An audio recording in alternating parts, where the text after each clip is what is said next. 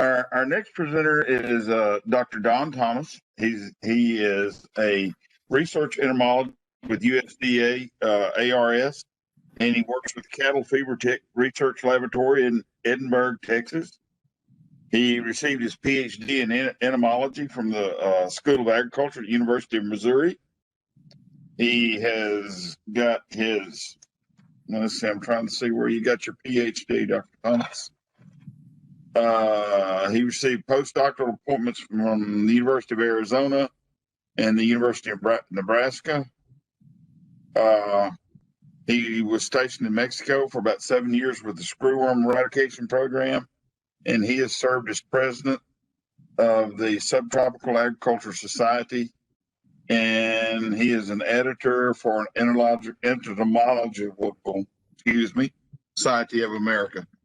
So with that, let's start the video, please. Thank you for your attendance. My name is Don Thomas. I am with the USDA Cattle Fever Tick Lab in Texas, and I'm going to speak today on fever ticks with some remarks on the invasive Asian longhorn tick. The cattle fever tick is the most economically important arthropod pest of livestock in the world. It originated in Asia, but today occurs in all livestock producing regions except North America and Europe. Cattle and other bovines are the preferred host. However, many ungulates, including deer and horses, are secondary hosts.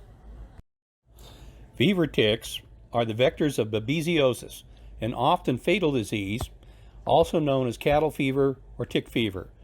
It was one of the 7 plagues of biblical Egypt. Fever ticks were introduced along with cattle when the Spanish colonized the New World. The tick Buophilus microplus is now established throughout Latin America and historically occurred in the southern United States, with records as far north as Virginia. Spread of the fever tick and cattle fever was facilitated by cattle drives from Texas, where the tick was introduced into the central states along cattle trails. Entire herds of livestock in Kansas, Missouri would succumb to the disease. Although the etiology of the plague was not understood, cattlemen had made the connection to the Texas cattle, even naming it Texas fever. Prohibitions against Texas cattle were established and even enforced, including the informal and infamous Winchester quarantine. In 1893, USDA scientists proved that the causative agent of the disease was a protozoa, and that it was vectored by the bite of blood-feeding Buophilus ticks. And by the way, this was the first documented case of arthropod transmission of disease, predating by 2 years the discovery of the link between yellow fever and mosquitoes. A fundamental concept is enzootic stability, essentially herd immunity. Calves exposed to the disease have typically mild symptoms, generally just a fever, and acquire immunity through the mild infection. In contrast, naive adult cattle become very sick and often die. In Mexico, acquired herd immunity is the alternative to an expensive eradication program. On the negative side is occasional mortality, loss of production due to tick burden, the cost of applying acaricides, restrictions on exports, and necessity of cattle breeds more tolerant to ectoparasites, which tend to be poor for dairy production. In 1906, the USDA began a program to eliminate cattle fever by eradicating the vector, the fever tick. In this promotional poster, the link between elimination of the tick and profit was made implicit. Cattle dip tanks were constructed throughout the southern U.S. using arsenic as the treatment. By 1946, the area north of the Rio Grande was free of fever ticks and bovine babesiosis, except for persistent incursions of ticks on ranches bordering the river. Today, the Rio Grande is patrolled by tick riders, mounted inspectors on the lookout for stray cattle crossing the river. These are captured, treated, and returned to their Mexican owners. In recent years, due to strife and social upheaval, many of these cattle are from abandoned or untended ranches. Jointly, the USDA and the Texas Animal Health Commission maintain a cattle fever tick eradication program to restrict the ticks to a quarantine zone where incursions are the most frequent. These activities are backed by the force of Texas state laws that restrict movement of livestock and provide inducements for inspection and treatment of cattle within the zone. The Texas Animal Health Commission rules require that all cattle in the quarantine zone be examined annually. Require that all cattle in the quarantine zone have radio frequency ID ear tags, which are provided by the state, and require that all cattle in the quarantine zone be vaccinated against ticks. The vaccine given to the cattle is an anti-tick vaccine designated BM86. It is administered without cost to the rancher. As shown in this chart, the vaccine has little to no efficacy without the booster. Many ranchers eschew the booster because it incurs the additional cost of gathering and presenting the animals for treatment. These restrictions also apply to imported cattle. In order to meet the domestic demand for beef, the U.S. imports over 1 million head from Mexico annually. All animals presented for import must have a certificate of origin, a TB test, be tick dip certified, and a health certificate signed by a veterinarian. Additionally, these animals must be neutered and branded with the letter M for Mexico. On presentation for export, these cattle are inspected at the border by USDA personnel to assure they are tick-free. If the documentation is not in order, the individual animal is rejected.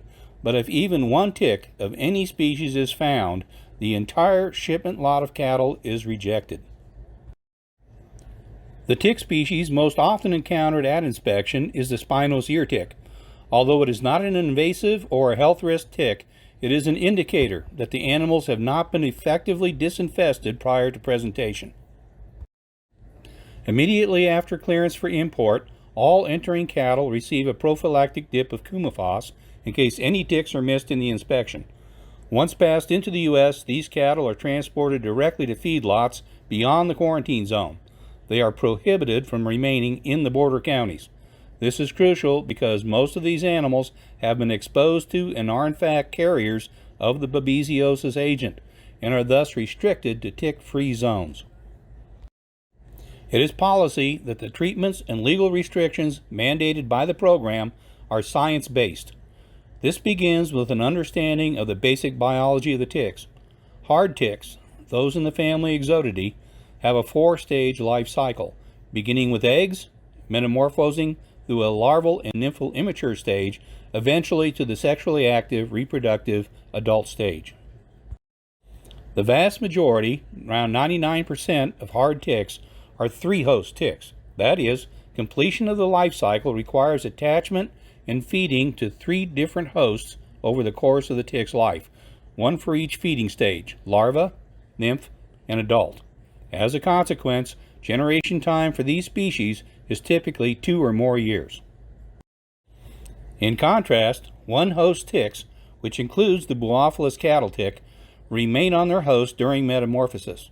Consequently, they can have multiple generations during a single year and build up populations at a much more rapid pace. The dynamics of tick feeding are closely tied to the life cycle habit. I have not spoken about soft ticks until now. The ear tick mentioned earlier is a soft tick. Soft ticks do not attach to the host. Rather, feeding by them is a hit-and-run proposition, sort of like mosquitoes. Hard ticks attach to the bite site, even using a cement to keep from dropping off. The saliva is a veritable soup of many ingredients, including digestive enzymes, anticoagulants, analgesics, and even some antibiotics. These components induce an immune response in the host. A simple defense against the host immune response is to detach after a few days of feeding before the host antibodies proliferate. The moving target strategy. Once the adult female is replete and gorged with blood, she drops to the ground and seeks shelter. Here she hides from predators and harsh weather. And here she lays her mass of eggs. In the case of the fever tick, as many as 3,000. After 2 to 3 weeks, the larvae hatch and eventually climb up into the vegetation where they cluster, waiting for a host. Although they can live in the larval stage for up to 9 months without a meal, they are highly susceptible to unfavorable weather, drought, rain, wind, heat, and cold.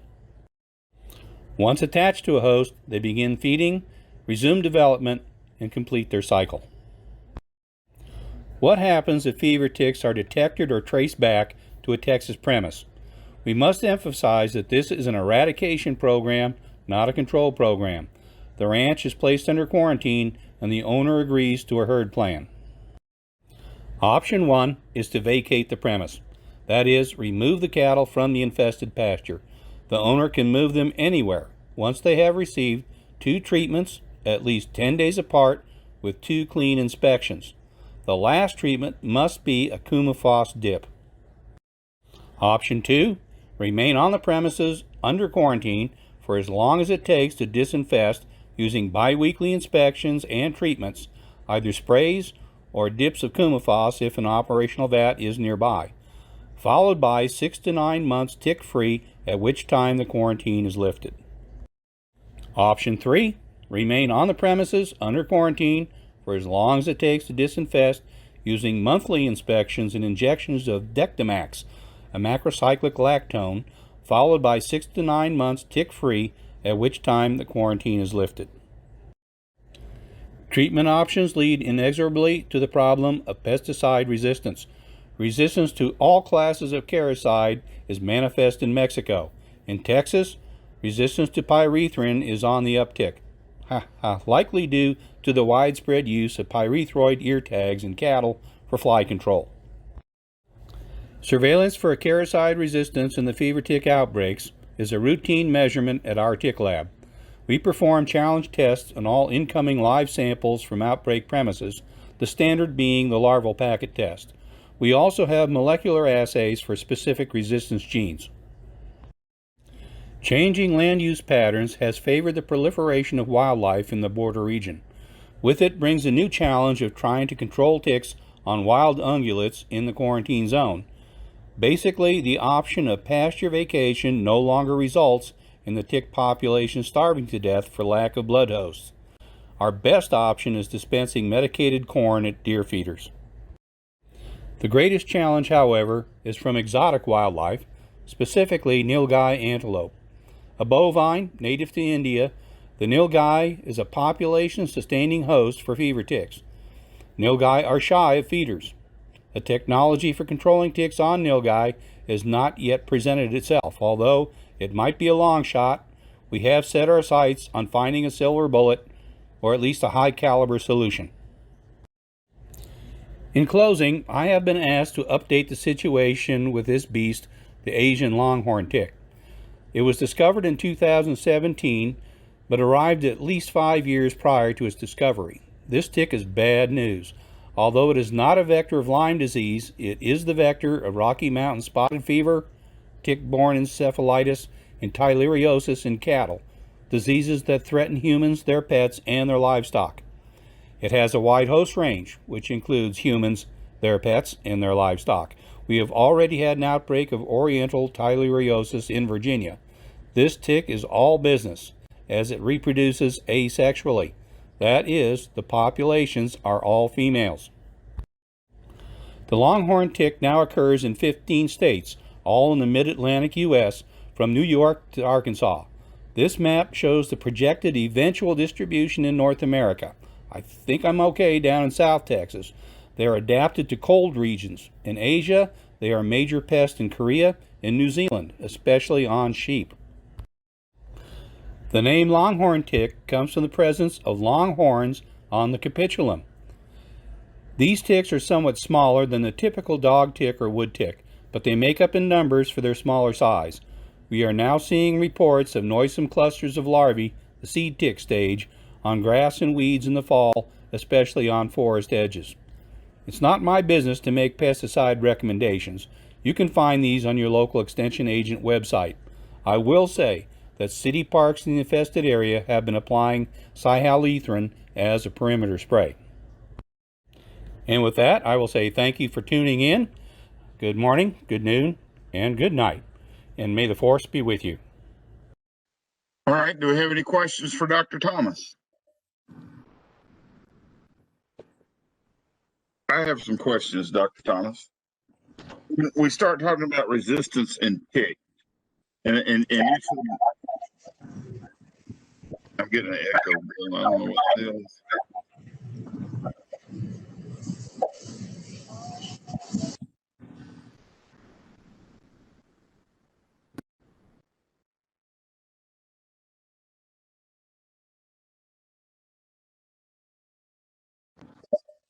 Harold, you're muted. You're muted. Okay. So my question is about macrocyclic lactone resistance in the tick. Do you see very much of it in the U.S.? And then you're talking about pyrethroid resistance. So is the tick able to build resistance to both chemicals at the same time? Yeah, because they're completely, those are different genes. If we're talking about target resistance, in the case of the pyrethroid resistance, we're seeing it on, it usually has to have 2 resistance genes before we get significant resistance. So if they have just one of the genes for it, it's almost barely noticeable. But in here in the U.S., that's really the only significant pesticide resistance we've got. We're starting to see a mild coumaphos resistance. So far, for the macrocyclic lactones, we've only seen that down in southern Mexico. Okay, and the other question I had was when you talked about the tick vaccine, is it just for the Buphophilus tick or the cattle fever tick that is effective against, or is it effective against other ticks? Yeah, actually, so they have been trials against this with the same antigen against other species of ticks, and basically, it doesn't give a high deal of resistance. We get, like I say, you have to have a booster, but even with a booster, we only see about 40% efficacy. So it's not we're actually experimenting with some other antigens. We need to find something better. Right now, it's all we have. All right, and then this longhorn tick, we know it was originally found, I think, up in New Jersey or someplace up there, and they said it's been in the United States for 10 or so years. But what is the major threat of that thing? Is it that we can't control it because of asexual reproduction, or is it disease? Yeah, I'd say it's mostly right now. It's the tick burden. They got you can get such huge numbers. But yeah, and it's one of those deals where if you don't have the disease, a lot of those diseases that it's spread, there's a lot of diseases spreads in Asia, and we just don't have those. It turns out that Tyleria showed up, and apparently somebody had imported some cattle from Japan, and so we're not exactly sure, other than the coincidence that there was so the Tyleria was in these cattle they brought in, and then it happened to be right where we have the Longhorn Tick. So yeah, eventually, like you say, it doesn't cause Lyme disease, but it does cause it will spread Rocky Mountain spotted fever. So that's a really yeah, that would be concerning. And does that tick have a predilection site on the animal? Is there someplace on the animal it would rather be? Yeah, they're typically on the underside of animals. You know, you get into the crotch, but it can be found anywhere. Okay. I like some of these ticks that really prefer just the ears, or it'll get anywhere. And what about the different chemicals to kill? Is it fairly susceptible to everything, or is it resistant to the pyrethroids, or Yeah, do we know? Yeah, no, we don't know yet. They're still, like I say, they're using the cyhalothrin, but they are looking for others. We're in a stage right now, and I qualify that because I get on the monthly phone calls, but down here in Texas, since we don't have it, I don't have firsthand experience myself with a tick. But sitting on these monthly phone calls, they're reporting that they're doing trials now. Good deal. Do we have any more questions for Dr. Thomas? Dr. Thomas, we appreciate your presentation. We enjoyed it. And Thank if you you. have any questions, please put them in the chat box and we'll get them to him for answering. So, Bill, you want to move on now? Yeah, there came in one question just now, Harold. I didn't get a chance to read it. I just saw it pop up. Oh, it says, is there evidence of tick resistance between individuals? Oh, do you mean individual animals? Yeah, If sounds you- like that's the question. Yeah, if there is, well, of course, like for example, with cattle, your Indicus breeds are naturally more resistant to, or at least tolerant of ticks than the European breeds. So yeah, he's talking about are there differences between individual animals, I think, because, and here he says, yes, is with internal parasites. We know that with internal parasites, 80% of the egg shedding is done by 20% of the animals, but so there's actually very few that would be severely clinically affected. And that's the case with ticks as well. No, well, we do see some when we bring them in because we maintain colonies, and so we'll bring in animals, and every now and then you'll get an animal that just doesn't produce as many ticks as others do. But that's okay. So part of that is because over time the animals will develop immunity the more they get fed on the ticks. So we try to select for animals. We try to, well, actually, we purchase animals from up north and have to truck them down, hoping that they are naive, that they've not been exposed. Well, certainly not exposed to a fever tick. We don't know if there might be some cross resistance. So if an animal hasn't been exposed to a lot of amblyoma ticks, where it came from, then he might have more resistance to the fever ticks.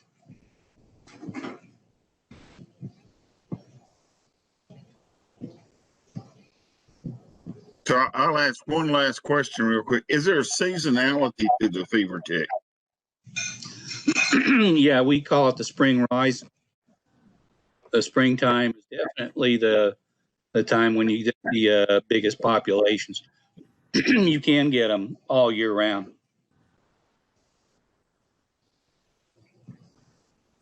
All right. Do we have any other questions? Well, again, we appreciate your presentation, enjoyed it. And if there's any more questions, please type them into the chat box and we'll get them to Dr. Thomas. Thank you, Dr. Thomas. Bet.